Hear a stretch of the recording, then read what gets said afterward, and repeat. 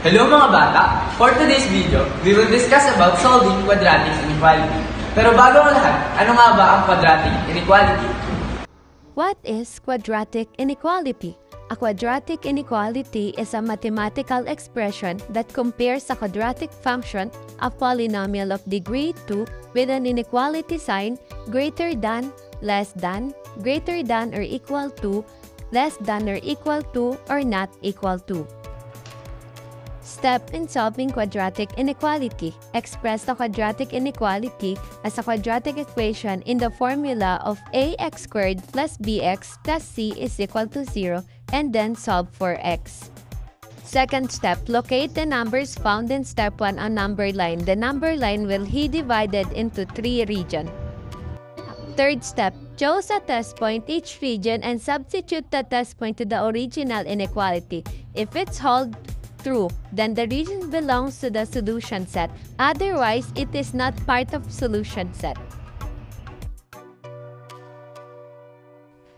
Let's have an example.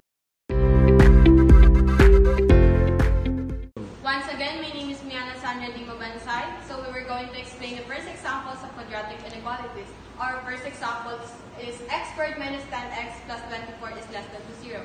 So our first step is papalitan muna natin yung less than sign into equal sign para maging quadratic equation. X squared minus 10x plus 24 is equal to 0. So pwede na natin silang i-factor. Hahanap tayo ng dalawang number na kapag times ay magiging positive 24 at kapag pinag-add naman ay magiging negative 10. So our factor is negative 4 and negative 6. Negative 4 times negative 6 is positive 24.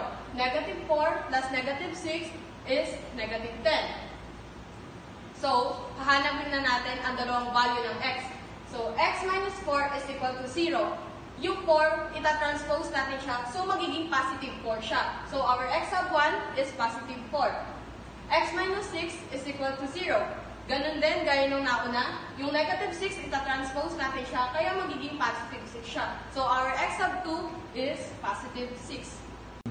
Once again, I'm Kaya Nicole D. Catalonia. So, we're going to proceed the graph line.